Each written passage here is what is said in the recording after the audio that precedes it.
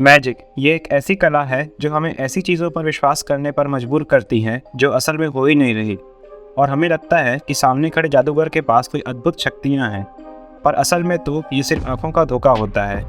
और हमें ये मूवी भी ऐसे ही कई इनक्रेडिबल मैजिक ट्रिक्स से रूबरू कराती है।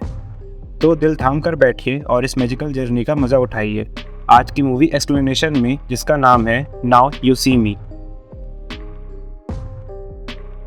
मूवी की शुरुआत में डैनियल एक स्ट्रीट मैजिशियन अपनी कार्ड ट्रिक्स दिखाते हुए नजर आता है, जो ऑडियंस में से एक को कार्ड चूज करने को कहता है, और ये सिलेक्शन 52 कार्ड्स में से बिल्कुल रैंडम था।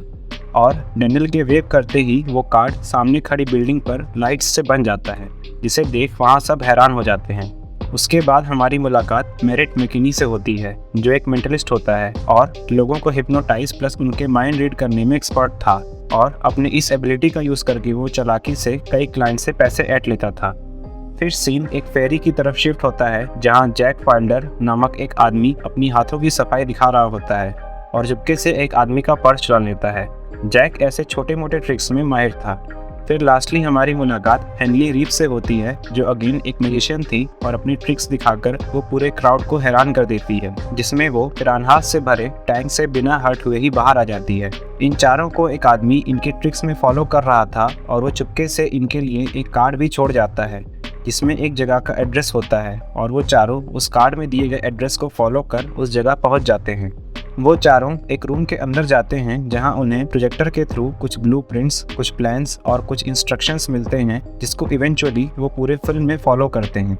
उसके बाद सीन एक साल बाद शिफ्ट होता है, जहां ये चारों मैजिशियंस आर्थर ट्रेसलर नामक एक इंश्योरेंस कंपनी के ओनर की हेल्प से लास वेगास में एक मैजिक शो करते हैं, जिसका नाम होता है द फोर हॉर्समैन।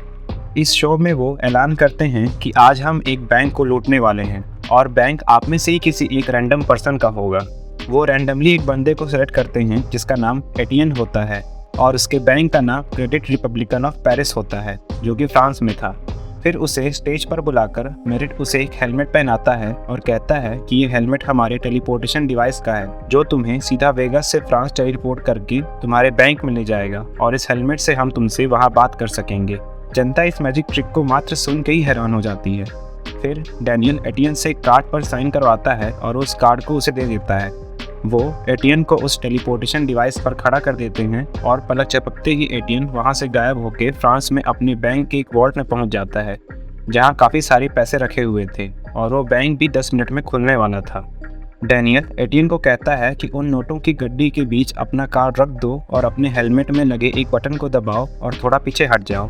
फिर सारे पैसे पेरिस से सीधे लास वेगास में एक एयर डक्ट के थ्रू आ जाते हैं, और शो में नोटों की बारिश होने लगती है, और चारों हॉर्समैन अपना एक कमाल दिखाकर उस शो से अलविदा ले लेते हैं। ये एक्ट जनरल पब्लिक के साथ साथ FBI की भी नज़र में आता है, और वे चोरी के इल्ज़ाम में चारों हॉर्समैन और एटियन को गिरफ्तार कर लेते हैं। इस केस का इंचार्ज डिलन रोड्स को बनाया जाता है, और इसमें रोड्स का साथ इंटरपोल की एजेंट आल्मा ड्रे भी देती है। रोड्स एटियन से सवाल जवाब करता है कि तुमने ये चोरी कैसे की, जिस पर एटियन बोलता है कि ये सब मैजिक था, मैंने कुछ नहीं किया, और वो रोड्स के मुंह से बुलशिट सुनते ही आउट ऑफ कंट्रोल होकर वॉयलिन बजाने लगता है। फिर रोड्स और आल्मा बाकी हॉर्समैन से पूछताछ करते हैं, लेकिन अल्टीमेटली उन्हें सबको रिलीज ही करना पड़ता है, क्योंकि उनके पास चोरी के कोई सबूत नहीं थे। फिर एजेंट रोड्स का पार्टनर फुलर उन्हें बताता है कि उस शो में थैडियस ब्रैडली भी था, और वो सब कुछ फिल्म कर रहा था, और वो हमारी मदद कर सकता है। थैडियस ब्रैडली एक फॉर्मर मैजिशियन था, जो फिलहाल फेमस मैजिक ट्रिक्स को एक्सपोज करता था, और उसने ही फेमस मैजिशियन लायनल श्राइक के हर मैजिक को एक्सपोज किया था। तो एजेंट रोड्स और आल्मा ब्रैडली के पास जाते हैं, जहां वो उसे उनकी हेल्प करने को कहते हैं। तो ब्रैडली उनकी हेल्प करने को मान जाता है, और उन्हें उस शो के स्टेज पर ले जाता है, और एजेंट रोड्स को वो टेलीपोर्टेशन हेलमेट पहनाकर उन्हें भी उसी बैंक वॉल्ट में टेलीपोर्ट कर देता है। लेकिन ये वॉल्ट स्टेज के नीचे ही होती है, और ब्रैडली वहां आकर बताता है कि यह पूरा ड्रामा हॉर्समैन्स की सोची समझी चाल थी। उन्होंने बस ऐसा दिखाया कि वो फ्रेंच आदमी रैंडमली सेलेक्टेड था, जबकि वो उनका काफ़ी समय से टारगेट था। उन्होंने उसका फ्रांस से पीछा किया और बार बार लास वेगस पर उस शो में जाने के लिए मैनिपुलेट किया। उन्होंने उसकी क्रेडिट कार्ड के थ्रू उसके सिग्नेचर और बैंक का पता लगाया, उसमें पैसे ट्रांसफर होते वक्त उन पैसों को चुराया और गार्ड्स को हिप्नोटाइज कर उन्हीं के थ्रू नकली पैसों को, जो कि फ्लैश पेपर से बने थे, जो बिना कोई सुराग छोड़े ही जल जाते हैं, और एटीएम के सिग्नेचर कार्ड को बैंक वॉल्ट में रखवा दिया, जो एन मौके पर फ्रेंच बैंक मैनेजर के आने से पहले ही जल गए।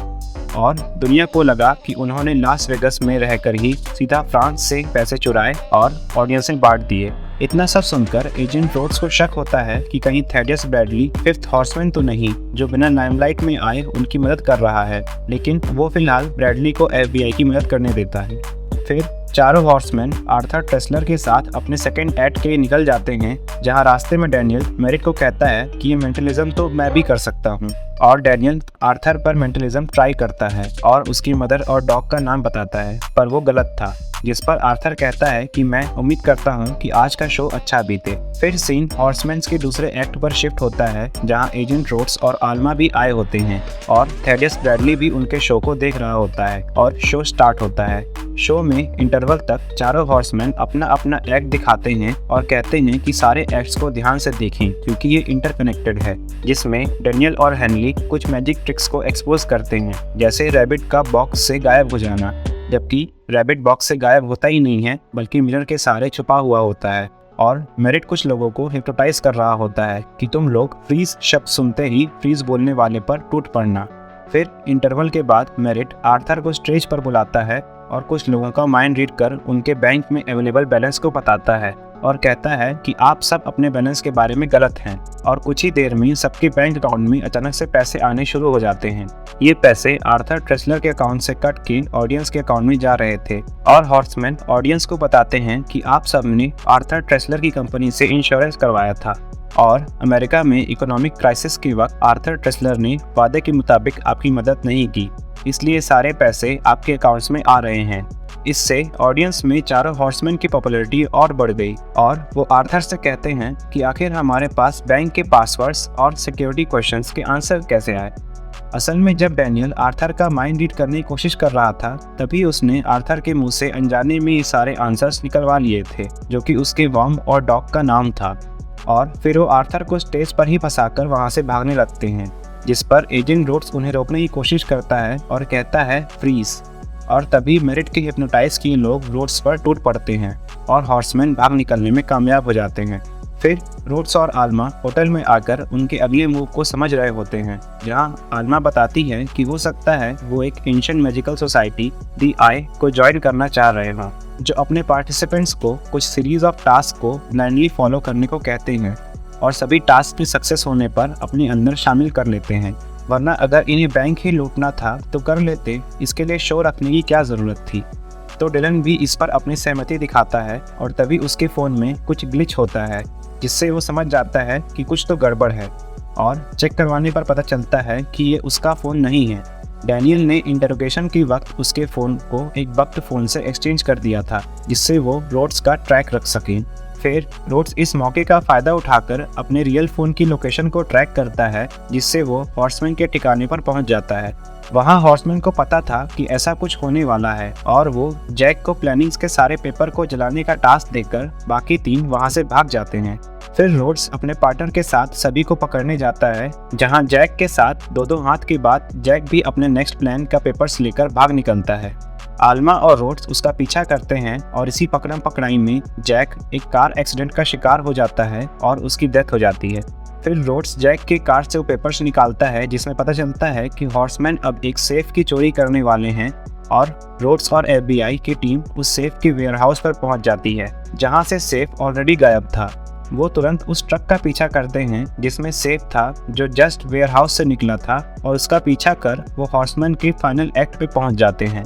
वहां एफबीआई को थेडियस ब्रैडली भी मिलता है, जिस पर रोड्स फिफ्थ हॉर्समैन होने का और शुरू से सारे हॉर्समैन की मदद करने का इल्ज़ाम लगाता है, जिस पर ब्रैडली कहता है कि तुम बेवकूफ़ हो और हमेशा उनके जाल में फंस जाते हो। अगर विश्वास नहीं होता तो ये सेफ खोलकर देख लो। वो सेफ खोलते हैं और उसमें पैसों के बजाय बलून्स निकलते हैं, और एक बार फिर हॉर्समैन ने एफबीआई और रोड्स को बेवकूफ़ बना दिया था और उन्हें अपने थर्ड एक्ट के वेन्यू पर ले आए थे, जिसका थीम ही था कि एफबीआई कितना भी कोशिश कर ले पर हमें नहीं पकड़ पाएगी।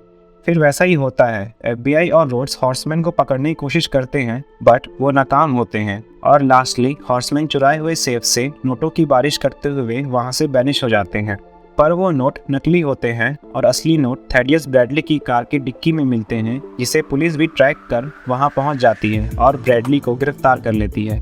फिर रोड्स जेल में ब्रैडली से मिलने जाता है, जहां ब्रैडली कहता है कि मुझे फंसाया गया है और मैं जानता हूं कि उन्होंने ये पैसे कैसे चुराए। उन्होंने एक बड़ी मिरर का यूज़ करके उस सेफ को छुपा दिया, जैसा उन्होंने अपने सेकंड एक्ट में रैबिट वाली ट्रिक में दिखाया था। और जब तक उधर वो अपना शो कर रहे थे, पीछे से उनके चौथे हॉर्समैन जैक वाइल्डर, जो ऐसा लग रहा था कि मर गया है लेकिन उसकी मौत दिखाना भी एक प्लान था। उसने सेफ को खोल सारे पैसे चुराकर मेरे डिक्की में डाल दिए और मुझे फंसा दिया। तो रोड्स पूछता है कि इतना सब कुछ कोई सिर्फ तुम्हें फंसाने के लिए क्यों करेगा, और उन्होंने एक बार भी चुराए हुए पैसों को नहीं रखा। तो ब्रैडली कहता है कि सिर्फ यही एक सवाल है जिसका जवाब मुझे नहीं पता। वो हर समय मुझसे और FBI से आगे रहे हैं, जैसे कि कोई अंदर से उनकी हेल्प कर रहा हो। और ठीक ऐसा ही था। डिलन रोड्स ही फिफ्थ हॉर्समैन और द आई का लीडर था। डिलन रोड्स ही वो बंदा था जो चारों हॉर्समैन को फॉलो कर रहा था, जो हमने स्टार्टिंग में देखा था। डिलन रोड्स ने ही उन चारों को वो कार्ड दिया जिसके थ्रू वे सब द आई के असाइन किए टास्क को कर पाए और उसमें शामिल हो पाए। और डिनल लायनल स्ट्राइक का बेटा भी था। वही लायनल स्ट्राइक जो एक काबिल म्यूजिशियन था और जिसके हर एक ट्रिक को जलन के मारे थैडियस ब्रैडली ने एक्सपोज किया था, जिस वजह से लायनल स्ट्राइक ने एक खतरनाक ट्रिक का प्लान किया था जिसे आज तक किसी ने सोचा ना हो, जिसमें वो लॉक्ड सेफ से पानी से बाहर आएगा, लेकिन सेफ का मटेरियल खराब होने की वजह से पानी में जाते ही सड़ जाता है और लायनल स्ट्राइक वहीं दम घुटने की वजह से मर जाता है। और ट्रेसलर इंश्योरेंस ही वो कंपनी थी जिसने डिलन की फैमिली को इंश्योरेंस देने का वादा किया था, और क्रेडिट रिपब्लिकन ही वो बैंक था जिसमें सारे पैसे रखे हुए थे, पर वो पैसे डिलन को कभी मिले ही नहीं। इसलिए डिलन ने सभी जन से बदला लेने के लिए ये सारा प्लान बनाया, जिसमें उसने चारों हॉर्समैन को शामिल किया और एक एक कर सबसे बदला लिया। थैडियस ब्रैडली ये सुनकर चौंक जाता है और डिलन उसे जेल में छोड़कर वहाँ से चला जाता है। फिर चारों हॉर्समैन अपनी द आई से मिले लास्ट इंस्ट्रक्शंस को फॉलो कर एक जगह पर पहुंचते हैं जहां उनका स्वागत डिलन रोड्स कर रहा होता है। जिस एजेंट से चारों हॉर्समैन शुरुआत से भाग रहे थे, उसी को इन सब चीज़ों का मास्टरमाइंड देख वो हैरान हो जाते हैं।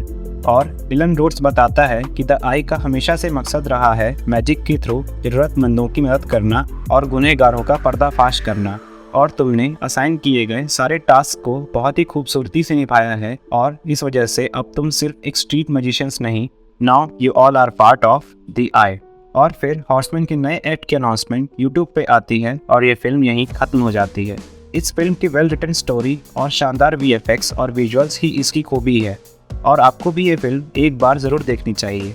खैर, अगर आपको ये एक्सप्लेनेशन पसंद आया हो और आप चाहते हैं कि हम इस फिल्म के पार्ट 2 को भी एक्सप्लेन करें, तो हमें कमेंट में ज़रूर बताएं, और इस वीडियो को लाइक और शेयर करें, और हमारे चैनल मूवी हाउस को भी सब्सक्राइब करें।